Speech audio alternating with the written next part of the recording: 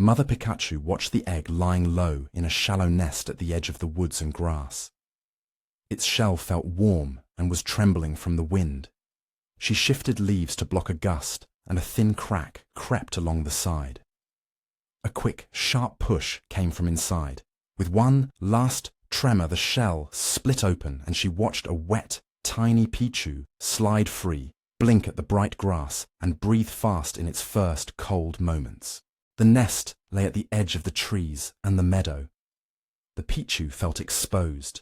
Wind moved through roots and grass and carried sounds far. At night, small hunters came.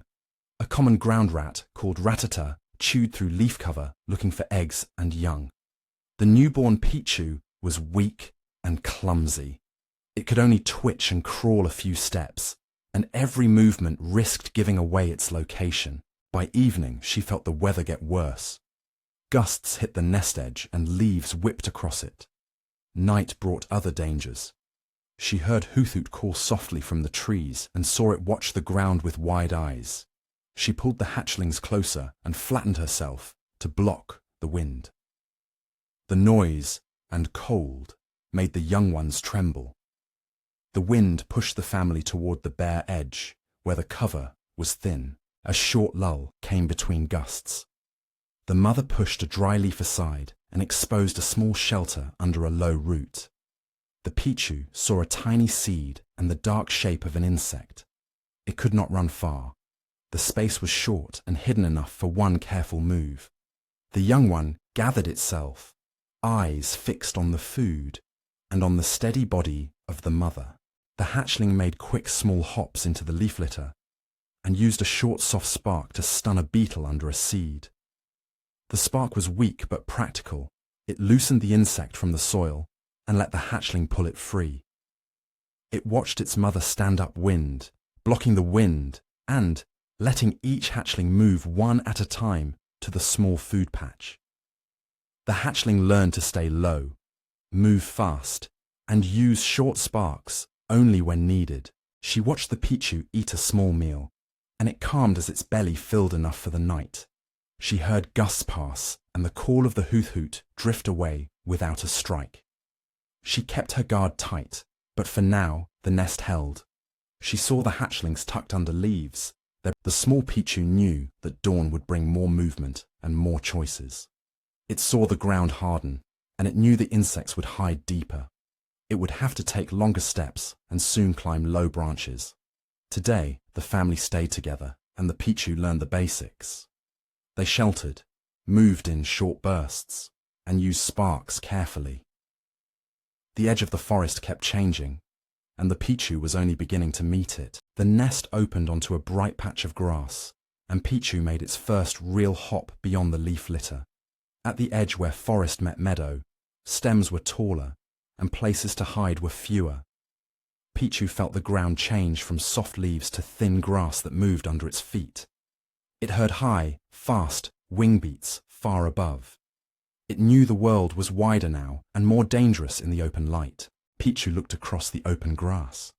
The field gave clear sight lines to any attacker and offered almost no low cover to hide in. Pichu felt small and clumsy in that space. Food lay in small scattered patches of insects and seeds, so each move had to count. When Pichu left the shaded root tangle, its pale belly showed, and its reflexes were not yet steady. Every run risked being seen from the sky. A Spearow patrolled the corridor above the meadow. It made fast diving passes and tested the new runners. Pichu felt the wings cut the air. Pichu watched the siblings freeze and then scatter toward the nearest clumps of grass. Food was thin and spread out, so stopping to eat kept them longer in the open. Each step felt more dangerous because the bird might strike at any moment. Pichu saw a pattern. A Spearow dove from a certain angle and took longer to recover after a sharp startle. Pichu noticed low branches and tangled roots at the meadow edge that let it break a straight line of sight. It learned that a quick soft spark could blink in the air, make insects jump from hiding, and sometimes make a diving bird hesitate. The opening was small but concrete. Pichu moved in short, low sprints from one patch of cover to the next. stayed close to the low plants and climbed the first reachable branch to change direction, gave brief electric sparks to push insects into reach, flashed a spark at a bird on a close pass and watched the bird pull away, kept its moves short and practical. Dart, tuck, climb, spark and feed, and did this to reduce the time it stayed exposed and to get more safe attempts. Pichu followed the new pattern, and it worked well enough to find food. He reached an insect patch, startled the insects with a spark, and slipped back under the roots while a Spearow circled wide. He watched his siblings copy the short runs and climbs. He noticed the group stayed together instead of spreading thin. By evening their bellies were fuller and his nerves were frayed. He saw the clear gain, but he also knew it did not guarantee safety from the next Spearow dive. Afternoon light slanted through the trees as Pichu practiced quick climbs and controlled sparks. He knew his speed and timing had to improve with each step. The meadow still held wind and the sound of wings. Every bite of food reminded him that open ground required constant care. Pichu understood that the small lessons of today would be the base for harder trials ahead. Pichu stood at the edge of a long meadow corridor and felt the air change. The path ahead was open and sparsely covered. It was a clear lane for travel and also exposed to eyes from above. He had crossed short gaps before, but today the runs felt longer and his breathing grew faster. The low canopy gave some cover, but sunlight came through the leaves in strips and made movement easier to see. He did not know what waited past the next hedgerow. He only knew this stretch would test how far he could go before he had to change how he acted. Pichu saw the danger clearly. Big flyers patrolled the air above the corridors. A Pidgeotto circled once, scanning the grass and low branches with sharp eyes. Pichu knew that open ground offered few places to hide and almost no sudden turns to break a dive. There were food pockets beyond the clearings, but to reach them Pichu had to cross long open strips, where one fast strike could end a foraging run. Each crossing now carried a risk that had been small before. The pressure grew as distance from home increased. Runs that had been a few short hops now became many hops. The undergrowth thinned and Pichu could not dart between roots as often. His legs burned sooner. He used brief sparks to flush insects and his cheeks warmed from them. His siblings began to spread out. They chased thin patches of insects and left longer gaps between safe spots. Evening trips used more energy and filling his belly took longer. He understood the result. The farther he went, the more energy he burned, and the more patrols he met. Pichu noticed a small change, steady and mechanical. His feet took a firmer hold on low branches, and the bases of his ears felt heavier. Movements that had been clumsy grew more deliberate. When he paused, his chest beat more deeply, and he felt a faint tingling in his cheeks after a spark. These were small shifts, but they changed what he could do. He could reach farther, use branches, and make longer bounds instead of only running on the ground. He noticed the change as a clear physical shift. After a series of hard runs and repeated strain, he felt his body reshape. His frame lengthened, his limbs thickened, his ears and the base of his tail altered, and his cheek pouches swelled with new capacity. The change finished in a few focused minutes and left him larger and more balanced. He realized he had become Pikachu. His muscles were stronger for longer bounds, his footing steadier on thin branches, and he could store more charge for brief powerful discharges to startle threats at close range. The change was immediate. Pikachu moved between shrubs as a Pidgeotto flew low over the meadow. He could not outrun the bird, but he did not need to. Pikachu dropped to a lower branch, sent a sharp controlled spark into the air, and made a quick sideways hop into denser cover. The bird flinched at the unexpected spark and turned away. Pikachu reached the insect patch beyond with less effort than the same run would have taken when he was a Pichu. He noticed the world had not become safe. It had only changed the terms. Pikachu now had more reach and different weaknesses. Corridors ran farther than before, and patrols moved in new ways. He could hear shifts in their routes and see gaps He still had to cross. He had solved this moment by growing, but each successful crossing showed more terrain to learn and more patrol patterns to watch. Each success pushed him toward wider ranges and a new phase of life he expected to face. Pikachu moved through the low trees and shrubs with quick, deliberate hops. This area lay between the dense woods and the open meadow. The wind carried smells from both places and a sense of danger. A large bird flew overhead, and its shadow fell across the path. Pikachu felt the air tighten and stopped, alert. He listened and looked along the tree line, ready to change direction immediately. Pikachu saw the problem clearly. Larger aerial predators hunted along the same corridors where he foraged. He watched open strips of meadow that gave a pharaoh a long, straight airspace to race after a running small mammal or a small bird. Those same openings left him exposed when he crossed between shrubs and low branches. He knew a miss could mean a broken limb or worse. He moved with more care and stayed close to cover when he could. Pressure rose as direct dives became more common. Pikachu saw Fiero circle higher, then fold its wings and drop faster than Pikachu could run in the open. Each chase used up energy and left Pikachu breathing hard behind the next bush. Good feeding spots were scarce now. Staying in the open longer made it easier for Fiero to spot Pikachu on a straight run. Pikachu noticed a small shift that changed the odds. He learned to read wing sounds and gusts of wind. When the wind moved out of the trees, he heard talon noise become muffled and saw a line of low branches open that cut across the meadow. The branch route gave him cover and a shorter, less visible path to the next insect patch. Pikachu adapted by moving faster side to side. It hopped quickly between branches and used short, focused electric shocks. Instead of sprinting straight, it ran sideways into the shrubs, bounced onto a low branch, and sent a sharp spark into the air near the approaching Fiero. The spark did not wound the bird. Pikachu saw it flinch and break the strike pattern of the Fiero. The pause gave Pikachu enough seconds to reach dense cover. Pikachu saw the tactic work for now. Fiero stopped its dive and climbed back up. Pikachu stayed tucked in the thicket leaves, panting and unhurt. It checked its cheek pouches to see if it still had charge, fed briefly on an insect that had landed nearby, and stayed still to save energy.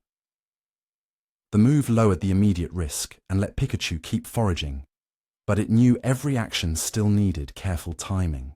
Pikachu watched the landscape change as light moved and the wind shifted. He expected the raptor to return, or another to patrol the corridor. He padded along higher branches when the air felt thin and practiced short sparks and sideways runs. He had learned a rhythm to survive here. He waited to see if the next moment would test that rhythm. The ridge opened wider than before, and Pikachu felt it in his legs. For weeks his daily route had stretched into long crossings of meadow and low forest. Food was no longer a few hops away. Each run left him breathing harder and moving slower. He noticed a tightness along his shoulders and a dull ache under his fur. He understood the ridge required more strength than he had built so far, and that his body was changing sooner than he expected. Pikachu saw that food patches were sparse and farther apart. He spent more time searching than eating.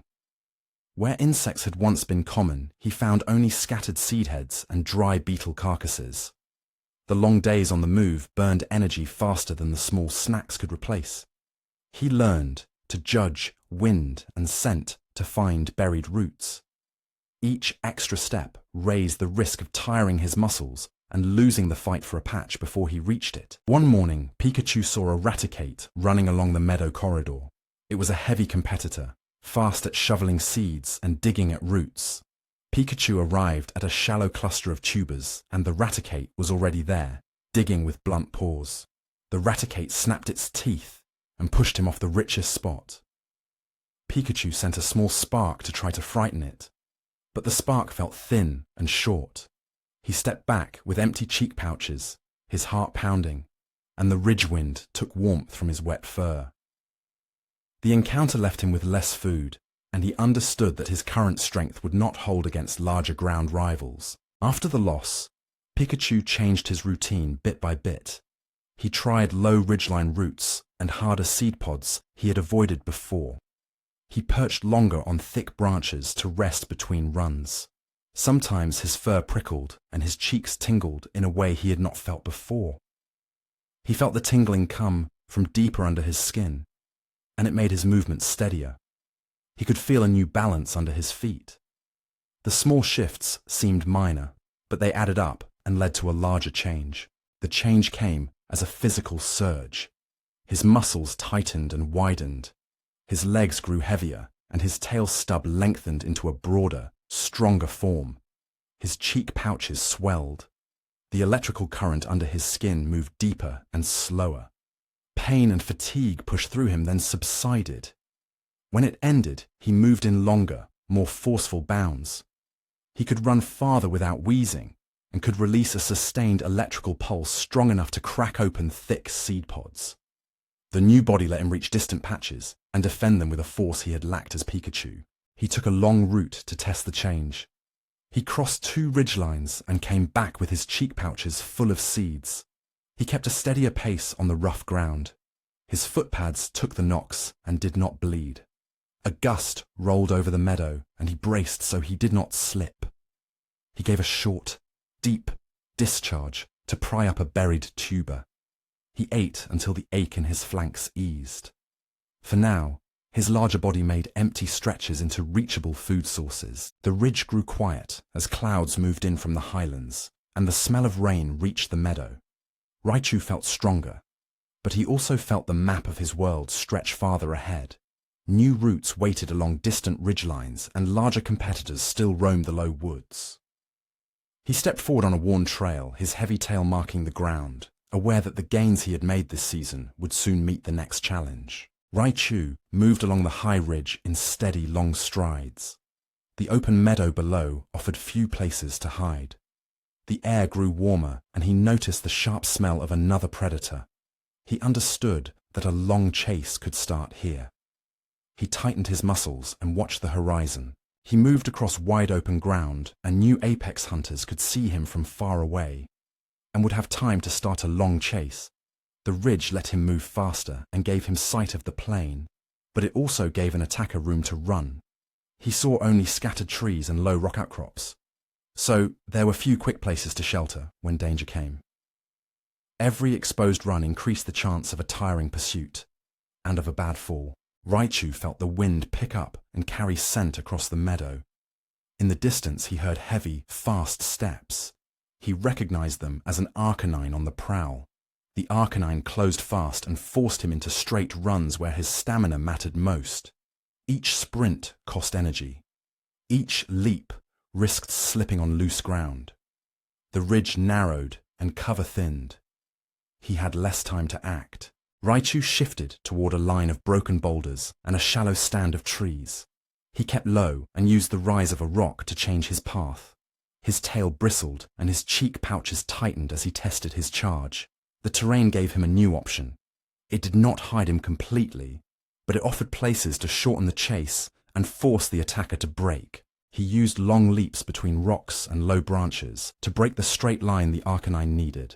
Between bounds, he sent steady electric pulses into the ground and into the air around the predator. He heard the shocks snap and saw the Arcanine flinch. The shocks were precise and enough to startle and slow the animal without wasting all his charge. He moved uphill where the footing was firmer and into thicker grass to break scent and sight. Raichu watched the Arcanine hesitate after the shocks and its clumsy landings on the rocks. The Arcanine slowed and broke off, moving back toward the open meadow. Raichu stood breathing hard. His muscles stayed ready to run. His limbs ached, but the pulses in his chest had held. From his place on the ridge, he saw the distance grow and understood that his electric pattern and the ridge had given him space for now. Raichu did not stay long in one place. The landscape changed with the seasons, and each wide run tested his limits again. He moved down from the ridge along a worn trail of seeds and insect patches, already plotting routes that mixed open ground with shelter. Ahead, a distant ridge caught the last light, and he understood there would be another stretch of land and another set of risks.